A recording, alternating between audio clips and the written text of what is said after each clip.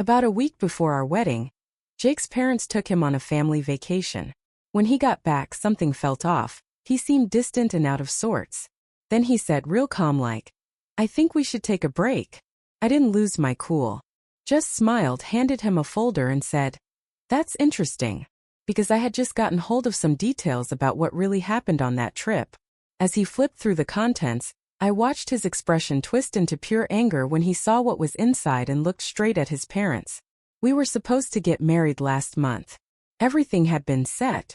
The venue was reserved, the dress was ready to go, invites were sent, and even the cake had been ordered. We'd spent months organizing every little piece.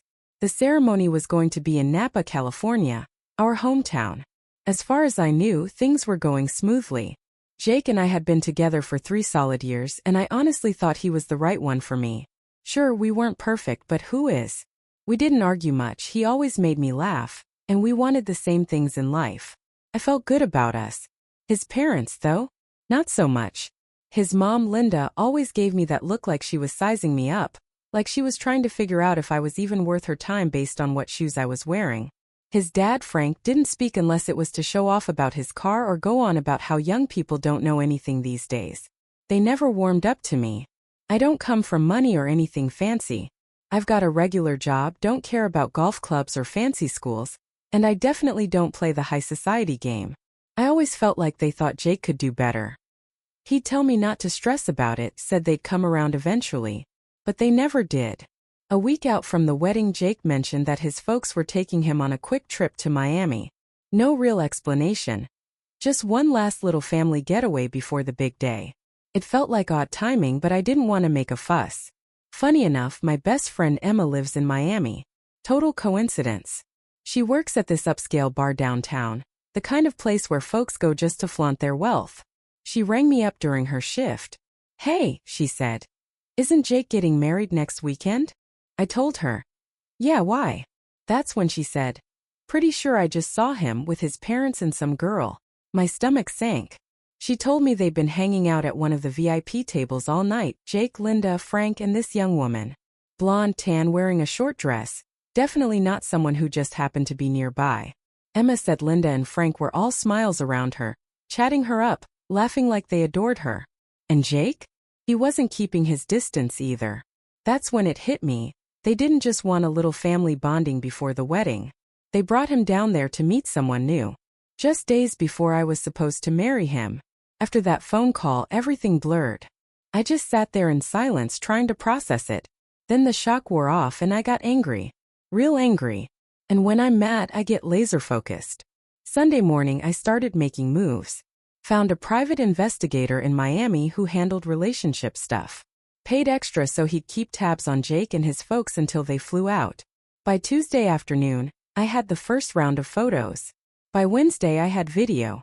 Come Friday, I had the whole report in my hands. Restaurants, bars, poolside hangouts, shopping trips, fancy dinners, you name it.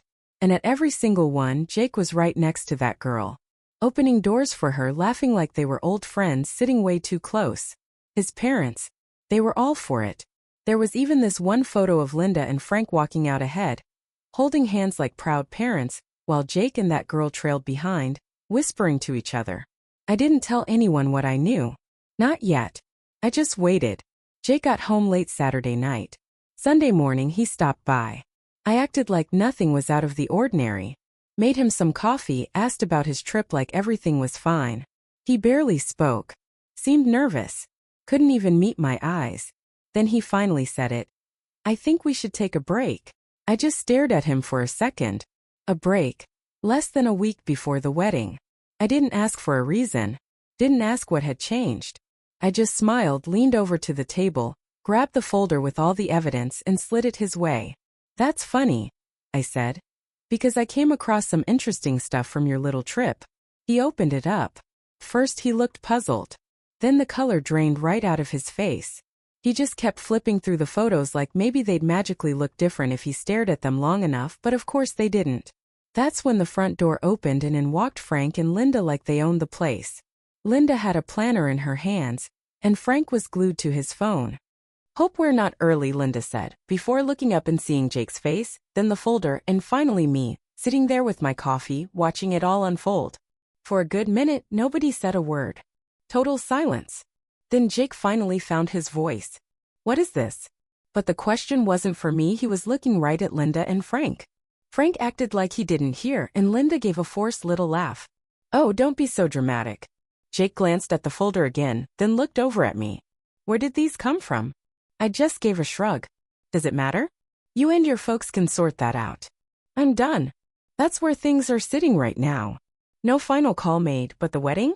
Yeah, that's not happening. I haven't even told most of my family or friends yet, still figuring out my next move. But watching Jake realize his own parents had tried to line up a replacement bride 5 days before we were supposed to get married, that was the first satisfying moment I'd had in days. When I said I was done, the silence that followed was heavy, thick enough to cut. Linda casually set her planner down on the counter like she still thought we'd be discussing flowers and seating charts. Let's not overreact, she said, sounding smooth and fake like I was just being difficult. Those pictures don't mean anything. We just thought it would be good for Jake to meet some new people. It's normal. I turned to look at Jake, who was still staring down at the folder like he could read some secret message between the lines. New people? I repeated, louder than I meant to. You thought that was normal? A week before our wedding. Frank finally lifted his eyes from his phone. Let's not make this into a scene, he said, totally unfazed. We were thinking long-term. Didn't want Jake to settle if there were better options. I swear, I felt like all the air had been sucked out of the room. Better options. Jake still hadn't said a word. Just kept flipping through that folder like the ending might change if he read it one more time. His face had turned red, angry, embarrassed, maybe both. You let this happen, I said to him. You went along with it. He finally looked up. It wasn't like that. I raised an eyebrow. Then what was it? You figured you'd test drive someone new while I stayed here finishing our guest list. He rubbed his forehead like I was the one making things complicated. I just didn't want to cause trouble. That's when I laughed. It wasn't planned, it just burst out of me. Loud, sharp. Didn't want to cause trouble? You could have just said you didn't want to get married. Instead, you took a vacation to see if someone better came along. Linda plopped herself down on the couch like she owned the place. This is getting ridiculous, she said. We didn't tell you because we knew how you'd react, so emotional. Over the top. Just look at yourself. I don't even know what came over me. I picked up the folder, pulled out one of the photos, Jake and the girl, Brittany, the report said, and held it right up in Linda's face. No, this is ridiculous, I said. You brought her along on a trip with your son and tried to replace me. Do you even hear yourself? Frank stood and adjusted his jacket like he was leaving some big boardroom meeting. You should calm down. There's no need to make this ugly. That's when something in me snapped. Oh, it's already ugly, I said. And it's about to get worse. I hadn't meant to say it, but the second it came out, I knew I meant it.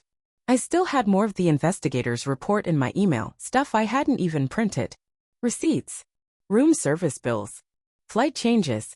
Even a video of Linda and Brittany sitting at the hotel bar, where Linda told her word for word, once this little wedding blows over, you and Jake will have all the time in the world. Jake hadn't seen that part yet. No one had. But right then I started thinking maybe it was time to share it. Jake ran a hand through his hair. Look, I don't even like Brittany. My mom invited her. It wasn't my idea. Did you tell her to leave? I asked Jake.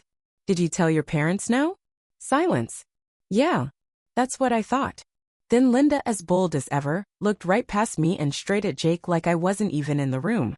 Enough, she said. Don't let her ruin everything. We can fix this. Just tell her you didn't mean it. Get her to calm down and we'll move forward. She actually said that. Right in front of me. Like I was just some meltdown she needed him to clean up. That's when Jake finally came back to life. Mom, he said, firm. Stop. For the first time since she walked in, Linda actually looked surprised. What? Stop, Jake said again, this time softer. You're making it worse. Oh, now I'm making it worse? Linda snapped. I'm the one who spent months fixing her bad choices. You know how embarrassing this wedding has been for us? The guest list. The menu. The decorations. None of it's up to standard. I could feel my head about to explode. I looked right at Jake. And you're okay with this? You're just gonna let her say that? Defend that? Nothing. Not a word from him. Then my phone buzzed on the table. It was Emma, my friend who never texted during work unless it was something serious. Girl, I just overheard Brittany at the bar. You're not gonna believe what she's saying. Call me ASAP. I looked up and locked eyes with Linda. I think I'll be making some calls, I said, standing up. Actually, I think I'll be making a lot of calls. That's when Frank finally joined the conversation again. Let's be reasonable, he said, like a man negotiating a merger. No need to make this public. Too late, I muttered. Because in that moment, an idea clicked into place. If Brittany was still out in Miami running her mouth, then I wanted to hear every word of it. And if Linda and Frank thought they could sweep this under the rug, they were about to learn otherwise. I didn't answer Emma right away. Just stood there, staring at the three of them, Jake looking guilty, Linda looking annoyed, Frank pretending to be a ghost. And I kept wondering, what else are they hiding? If Brittany was still talking and Emma thought it was urgent enough to reach out mid-shift, there had to be more to this. I turned to Jake. How long have you known Brittany? He shook his head. I told you. I didn't know her before the trip. Linda rolled her eyes. Please, stop acting like you're on trial. Nobody did anything wrong. But Jake didn't look so sure anymore. I grabbed my phone and stepped into the kitchen. Called Emma. She picked up right away. Hey, she said. You need to hear this. Brittany's been here all afternoon going on and on about how she's finally sealing the deal. I didn't say a word. And get this, Emma continued, she told her friend that your wedding was never even supposed to happen. Linda told her that if she got close enough to Jake, they'd take care of the rest. Take care of the rest? I repeated. Yeah. As in the wedding. Replace you. She's been telling everyone she was flown to Miami specifically to break you two up. That's when my heart started pounding. This wasn't random, Emma added. They planned it. I hung up, walked straight back into the living room, set my phone down on the table and looked Linda dead in the eye. So I said, how much did you pay her? She blinked like I'd asked what she wanted for dinner. Excuse me, Brittany, how much did you pay her to go on the trip and throw herself at Jake? Frank shifted in his chair. Jake rubbed his hands down his face. And Linda? She smiled. You really are dramatic, she said, smug like she just caught a toddler lying about a cookie. I just got off the phone with someone who heard Brittany talking, I said. She said you promised her the wedding would be called off. That Jake would be available. So I'll ask again, how much did you pay her? Still no answer. Then Jake turned to Linda. Wait, he said, quiet. Did you? And Linda, bless her icy little heart, didn't even deny it. She shrugged. We gave her a little incentive. Nothing serious. A few gifts. Some spending money, Linda said, all casual. Why are we acting like this is such a crime? I just stared at her. They paid Brittany. They actually paid another woman to help break us up before the wedding. And Jake? He looked like someone had just pulled the rug out from under him. Like the full picture was finally sinking in. I thought you invited her as a friend of the family, he said to Linda, sounding about 5 years old. Linda laughed. Please. You didn't seem to mind her company. Jake's face went pale. He looked like he might throw up. That's when I decided I was done playing nice. Oh, and by the way, I said, Brittany's been running her mouth all day. If I wanted to, I could share her little story with a few folks. Maybe post it online. Maybe send it to the venues. Maybe let the wedding guests know exactly why things are off. Frank cleared his throat like a politician caught with the mic still on. There's no need for that, he said. Let's not do anything drastic. Drastic? I said, raising my eyebrows. You think I'm being drastic? Your family tried to replace me a week before my wedding. And I'm the problem. Then, like the universe had perfect timing, my phone buzzed again. Text from Emma. Just found out Brittany's still in town. She's asking when Jake's coming back. I looked at Jake. Did you know she was still here? He shook his head fast. No. No, I didn't. I haven't talked to her since the trip. I swear. But everything was starting to line up. Linda brought Brittany to get in Jake's head. And something told me Linda promised her more than a gift bag and a free flight. Brittany wasn't just a guest, she was waiting on a reward. Tell me the truth, I said to Jake. Did you ever think about calling off the wedding? Before Miami. He hesitated. Too long. Maybe, he finally said. I wasn't sure. And they kept saying maybe I should see what else is out there. I nodded, calm. Cool, I said. Good to know. Because that was all I needed. I wasn't just dealing with controlling future in-laws. I was dealing with a fiancé who watched it happen and called it keeping the peace. And Brittany? She wasn't some random girl they invited on a whim. She was part of the plan. A plan that wasn't even finished yet if she was still in town waiting for Jake to show up. But here's the thing, they weren't the only ones with a plan anymore. Now I had proof. Now they knew I knew. And now I was ready to give them exactly what they deserved. I didn't sleep that night. Just laid there replaying everything. The trip. Brittany. The lies. And the moment Jake said he wasn't even sure he wanted to marry me before Miami. Now I understood why the whole trip had felt wrong. It was never a family vacation. It was a setup. By the time the sun came up, I knew exactly what I was going to do. I made some calls. Sent the PI report to Emma. Texted my maid of honor, Megan, to meet me at the coffee shop near my apartment. I needed backup. You sure you're ready for this? Megan asked. Oh, I'm past ready, I said. It's time they explain themselves in front of everybody. And that's how I ended up inviting Jake, Linda, Frank, and Brittany to the venue the next day. The actual wedding venue. I told them we needed to meet urgently to go over ceremony changes. Linda, of course, loved the idea of a last-minute rehearsal. She had no idea what was coming. By noon, they were all there. The venue staff were setting up chairs for what should have been my real wedding, just a few days away. It felt strange watching them work, knowing my whole relationship was about to go up in flames. Brittany showed up last, wearing a short white dress and heels. Makeup like she thought she was starring in a Vegas bachelorette show. She walked in, saw me, and smirked. Didn't realize this was a group meeting, she said, loud and smug. Yeah, I said. Figured we'd clear the air. Everyone took a seat at one of those big round tables meant for the reception. Jake looked wrecked. Frank looked bored. Linda looked smug. Brittany looked like she thought the bride had just been swapped and she'd won. And me? I opened my laptop, hooked it up to the venue's projector, and let the truth do the talking. First photo, Jake and Brittany by the pool. Second, Linda and Brittany having drinks. Third, Brittany kissing Jake on the cheek while Frank watched. Nobody said a word. Then I hit play on the video. The one where Linda told Brittany word for word, once this little wedding blows over, you and Jake will have all the time in the world. Linda's voice echoed through the room. Cold. Confident. Clear. When it ended, I turned to face them. Anyone want to explain that? Linda was the first to break. Oh, grow up, she snapped. You're making this a scandal. Nothing happened. Jake didn't cheat. Brittany is just a friend. A friend you paid, I said. We know. Brittany told everyone at the bar in Miami. Half of South Beach knows the plan by now. Brittany flipped her hair like this was just some reality show. Well, I wouldn't say half, she said.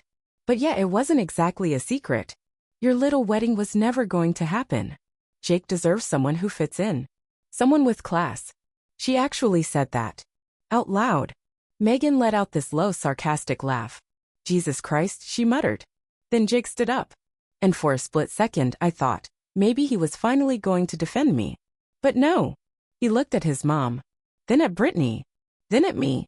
And all he said was, I think we should all just go our separate ways. That was it. And that's when I realized he was never going to stand up for me. Not now. Not ever. This wasn't just Linda's plan. Jake went along with it. Maybe he didn't come up with it, but he didn't stop it either. He let it happen. He wanted an out, and his parents handed him one. I closed my laptop, packed it in my bag, stood up. Well, I said, this is the last time any of you will ever see me. Good luck explaining this when people start asking why the wedding's off. And with that, I walked out. The second I hit the parking lot, Megan was right behind me. You handled that like a queen, she said. Seriously? You should have slapped someone, but that was better. About 10 minutes later, Emma called. You're not going to believe this, she said. Brittany's already posting Instagram stories acting like she just got engaged to Jake. I mean, literally, she's using hashtags like #future_misses and #upgrade. I laughed. Not because it was funny. Just because, what else can you do? By the end of the day, word was getting around. People started texting, asking what happened. Why the wedding was canceled. Linda tried to spin it, said it was mutual differences. But that didn't last long. Brittany couldn't keep her mouth shut. By the next week, everyone knew. And the fallout? Linda and Frank lost a lot of friends. Turns out people don't like being part of a wedding where the groom's parents are caught trying to bribe another woman to replace the bride. Jake stuck with Brittany for about 3 weeks. She bailed as soon as she realized there was no wedding, no rich lifestyle, no money. Just Jake. And his wet cardboard personality. Brittany got roasted online. Emma may or may not have helped spread a few of those Miami stories in the right direction. And me? Honestly? It hurt. More than I wanted to admit. For a while I kept wondering what I missed. How I didn't see it coming. How Jake just let it all happen. How Linda and Frank actually thought they could pull something like this off, like we were characters in some bad soap opera. But after the dust settled, there was this weird piece. I wasn't married to a man who didn't love me. I wasn't tied to a family that never saw me as enough. And instead of spending that weekend crying in an old wedding dress, I spent it with my real friends. We threw the most ridiculous non-wedding party you've ever seen. Champagne. Karaoke. We even brought my wedding cake and just dug into it with forks. Somewhere around midnight, I realized I wasn't sad anymore. I was free. And honestly, that felt better than any wedding ever could.